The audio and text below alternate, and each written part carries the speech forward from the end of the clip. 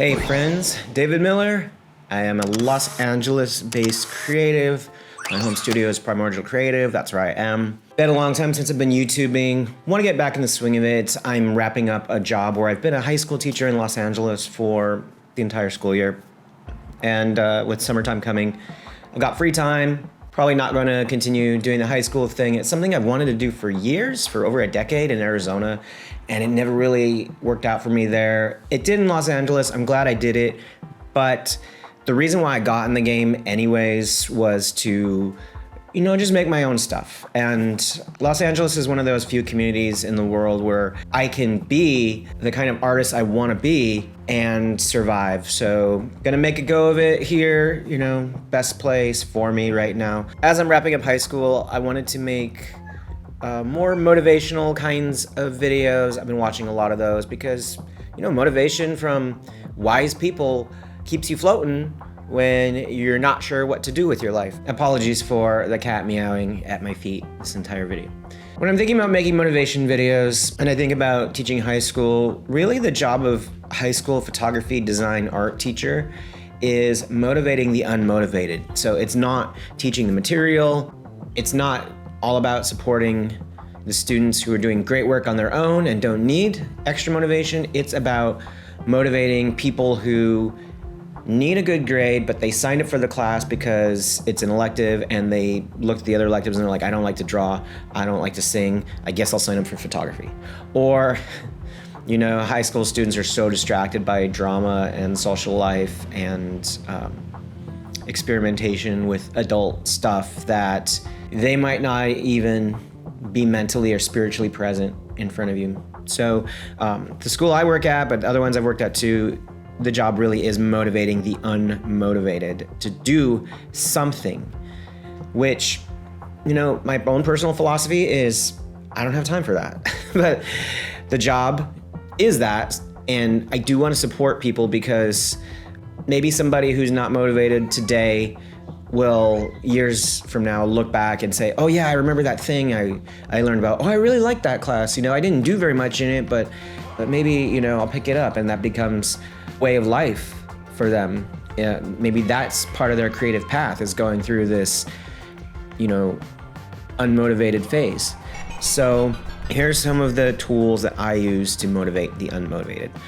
Number one is find out what their wants and needs actually are, because when you're giving assignments in a class structure, you have to make it very generic and across the board.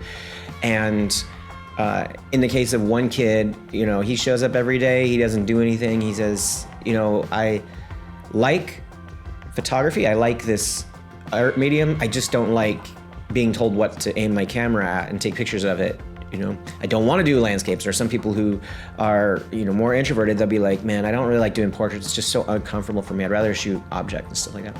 So, if I find out what people are really interested in, I'm just going to gear my assignments towards that. I'm going to individualize things. I'm not going to make it, well, my way or the highway. You have to learn this skill because this is going to be useful to you, or it's a tool you'll have in your toolbox. I mean, if you're forcing somebody to learn something, it's not really going to be a tool in their toolbox. They're going to remember it long enough to get through that day, that week, that assignment, and then they're going to totally just space it and forget it. I would rather photography became a way of life for people who like taking pictures, who realize that they can use that to expand their social circle like I did, that it's a gateway to adventure, that it's a way of self-expression that doesn't require, I don't want to say it's less difficult to learn than painting or dance or one of those things, but photography is an art form that most people have, a passing knowledge of, and they certainly can make more good photographic images in a shorter span of time than they can do good paintings or good drawings or, execute well choreographed dances. So that's number one, is just finding out what people really want and tailoring what you're offering to their specific needs.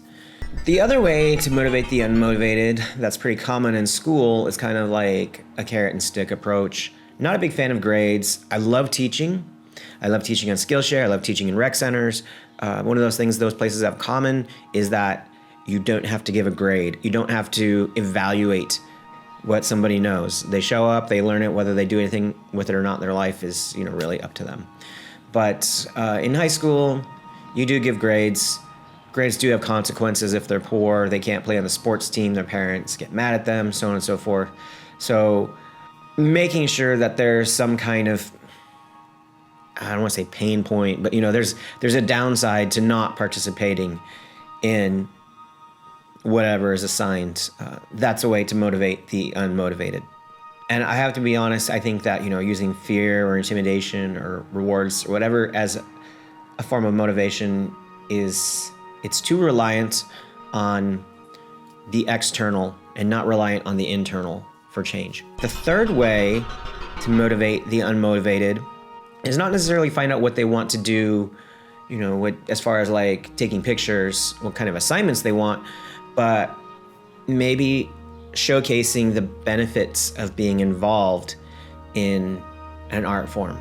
For example, one way that I know a lot of teenage boys get involved in photography is that it gives them an excuse to hang out with fly girls, and it's a thing they can do together, is go out and take pictures. I went out with my friends and took pictures when I was in high school because we didn't have any money. It was like, this is a cheap thing we could do.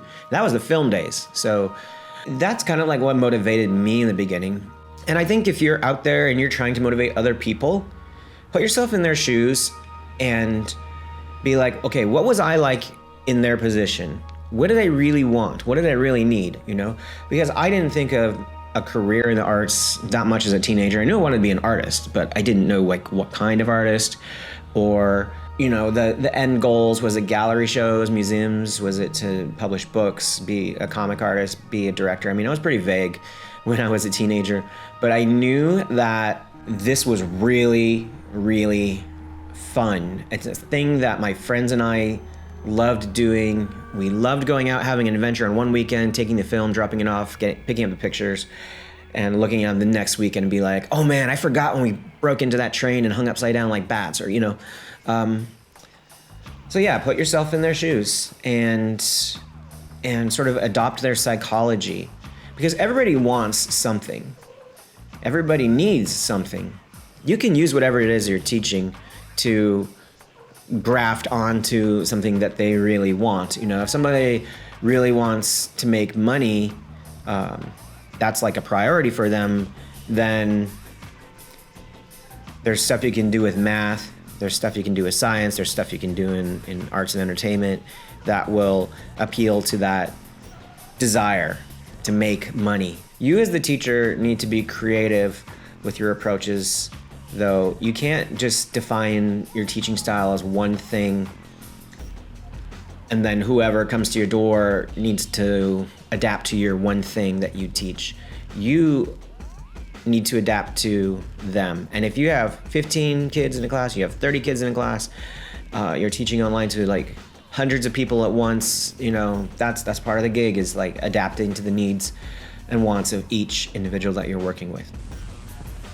Just what was Mr. Grimes' purpose in making such statements as these? This is the poorest class I've had in a long, long time. This is hardly the way to win friends or influence people. You don't know what the word study means. You haven't the slightest idea. Might not be a bad idea to show them how. And it's going to be a lot easier for you to motivate them if you're the one that's able to adapt rather than them adapting to you. Because if you're asking people that come to you for knowledge to adapt to you, now they have to learn an extra thing. They have to learn another tool set, and they're not prepared for it, and they're not gonna adapt. Certainly not in the time span that you might have to teach them the subject. So, you being fluid and adapting is gonna work out better. Anyways, there's my three-pronged approach. Find out what they want out of the art form and tailor assignments that will meet those needs. Use the carrot stick, reward and punishment scene, and find out how this can be integrated into their life goals. But other than that, I know it's a struggle to motivate the unmotivated. That's what high school teachers do all the time. You can go even further and use things like peer pressure. If you, 1 out of 12 people don't accomplish what you're supposed to do, then 11 other people have to suffer. But I'm not a big fan of that approach at all. I don't think it's really mentally healthy to use like society pressure when you're just doing a regular high school or college, whatever kind of teaching scenario. That's borderline fascist. So anyways, great talking to you from my new home in Los Angeles. See you next time.